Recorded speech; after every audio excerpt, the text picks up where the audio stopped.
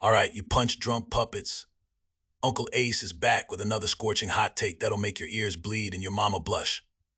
Today we're diving headfirst into the steaming pile of horse manure that Leonard the Mouthpiece Ellerbe just spewed about Gervonta Davis vs. Shakur Stevenson. Buckle up, buttercups, cause this ride's gonna be bumpier than Tank's legal record. So, Ellerbe, Mayweather's professional ass kisser, just came out saying that Tank vs. Shakur will happen. Well, paint me blue and call me Papa Smurf. I haven't heard a bigger load of crap since Don King promised he'd run an honest promotion. This fight's got about as much chance of happening as I do of winning a beauty pageant. Let's break this down for you mouth breathers who might not get it. Tank Davis, the pint-sized puncher with more legal troubles than professional fights, taking on Shakur Stevenson, the slick southpaw who makes Muhammad Ali look clumsy. It's like watching a bulldozer try to catch a hummingbird, entertaining as hell, but not bloody likely. Now, don't get me wrong. Tank's got power. The kind of power that makes grown men cry and physics professors scratch their heads. But Stevenson, this kid's slicker than an oil spill and smoother than a fresh jar of Skippy. He's got the kind of skills that make other boxers consider early retirement.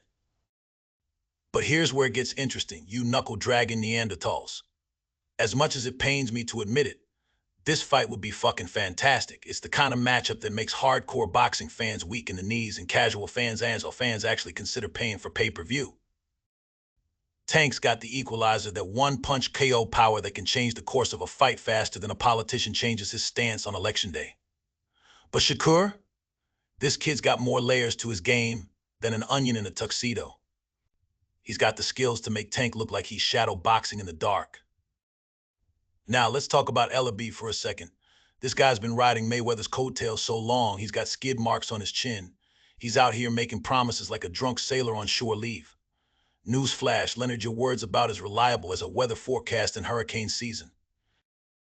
And let's not forget about the network bullshit and promotional cold wars that'll keep this fight from happening. It's easier to broker peace in the Middle East and get two top fighters from different promotional stables in the same ring. It's enough to make a grown man weep into his overpriced pay-per-view beer. But you know what? As much as it pains me to say it, I hope Ellerbe's right for once in his bootlicking life. Because Tank vs. Shakur, that's the kind of fight that reminds us why we love this godforsaken sport. It's speed vs. power, boxer vs. puncher, defense vs. offense. It's the sweet science at its sweetest wrapped up in a violence burrito. Now, let's talk about these two prima donnas for a second. Tank Davis, the guy who hits harder than a freight train, but has the staying power of a snowball in hell when it comes to staying out of trouble. This kid's got more court dates than fight dates.